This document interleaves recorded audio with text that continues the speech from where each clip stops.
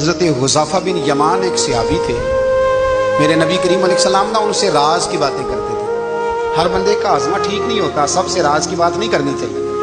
حضرت حذیفہ بن یمان کہتے ہیں حضور راز کی باتیں بتاتے ہیں۔ مدینہ منورہ میں جو منافقین تھے ان کی لسٹ بھی نبی پاک نے حضرت حذیفہ بن یمان کو دی تھی۔ جب کوئی مشکوک آدمی مر جاتا نا تو صحابہ کہتے ہیں ہم دیکھتے اگر حضرت حذیفہ نے جنازہ پڑھا ہے تو ہم بھی جنازہ پڑھ لیتے۔ نبی پاک نے بھی کچھ جنازے نہیں پڑھے، ترمذی میں ہے، فرمایا عثمان سے جو بغض رکھے اس کا جنازہ نہیں پڑھیں گے۔ حضرت حذیفہ بن یمان اگر جنازہ پڑھتے تو لوگ پڑھتے، وہ نہ پڑھتے تو لوگ جنازہ نہ پڑھتے۔ حضرت حذیفہ بن یمان کہتے ہیں جناب عمر فاروق کی خلافت کے آخری ایام تھے، کچھ دنوں کے بعد وہ شہید ہو گئے۔ فرماتے آدھی رات کا وقت تھا، میں گھر میں سویا تھا بڑا بے فکر، اچانک میرے دروازے پہ دستک ہوئی، میں گھبرا کے اٹھا، اتنی رات کو کون آیا؟ کہتے قربان جاؤں، دروازے پہ گیا تو امیر المومنین فاروق اعظم دروازے پہ۔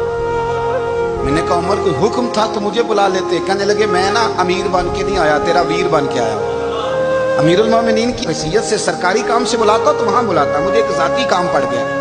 کہتے میں نے عمر کو گھر کے اندر بلا کے چارپائی پہ بٹھایا، میں نے کہا حضور میں غریب آدمی، میں کیا آپ کے کام آ سکتا ہوں؟ تو کہتے ہیں انہوں نے نا مجھے ساتھ بٹھا لیا، پھر میرا ہاتھ پکڑ لیا، کہنے لگے تو عمر کو جانتا ہے؟ عمر جھوٹ نہیں بولتا، تو جانتا ہے عمر وعدوں کا پکا ہے؟ کہا حضور جانتا ہوں۔ کہا میں اس وقت آیا ہوں جب دیکھ بھی کوئی نہیں رہا۔ حضرت حذیفہ بن یمان کہتے ہیں پریشان ہو گیا، حضور پہلیاں نہ بجھوائے، مہربانی کر بتائیں کدھر آئے ہیں؟ حضرت عمر فاروق فرمانے لگے 62 سال کا ہو گیا ہوں، 63 میں چل رہا ہے، داڑھی سفید ہو گئی ہے، پھل پک گیا، اٹھ فریدہ ستیا، داڑھی آ گئی پور، اگا نیڑے آ گئی، پیچھا رہ گئی دور، اب قبر اشر کا معاملہ صاف نظر آنے لگا ہے۔